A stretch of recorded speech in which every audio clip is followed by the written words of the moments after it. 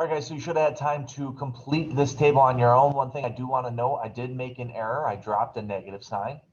Teachers make mistakes too, right? This was a -9. There should have been a -4.5 and so on. So check those answers with yours, and then we'll get on to the next steps. So one of the most important proportional relationships is that of distance and time when an object moves at a constant speed. So we're talking speed right here. The ratio of the distance an object travels to the time it has been traveling is known as the speed of an object.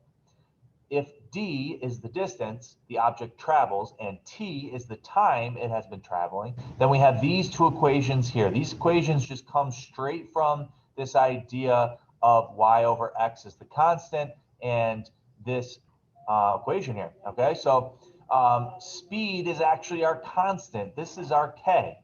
Okay, speed is our k. All right. The d is the y value and the t is the x value. All right, so let's look at exercise number 3. A car moving at a constant speed has a distance given by the equation d equals 54t. So they give us the equation. Okay, t is the time the car has traveled in hours and d is the distance that is traveled in miles. How far will the car travel in 3 hours? Okay, so we're going to take the information we know. The first piece of information we do know, and basically the most important, is this equation here. They're telling us this is how you determine things. Okay. Notice it looks very similar, like I said, to this y equals kx. Right? That's our proportional relationship. We know that this speed, constant speed, is a proportional relationship.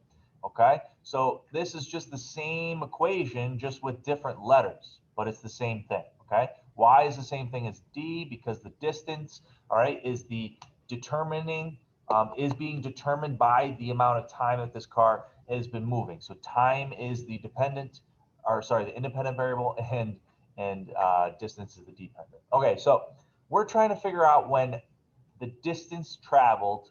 Oops, sorry, the amount traveled.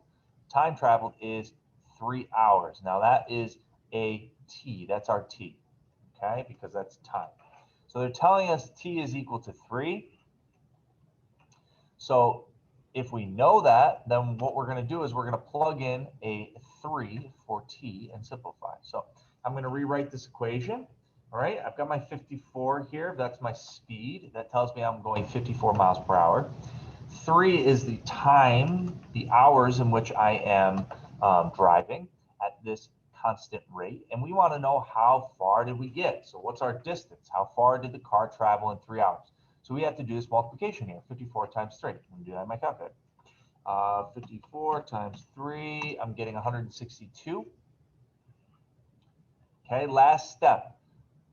This is a word problem, right? Word problems require answer statements. So what are we talking about here? We're saying the car will travel 162 miles in 3 hours. And that is our answer, okay? You guys are going to try B on your own. What is the car's speed?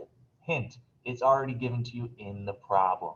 Find it, okay? I will see you on the other side.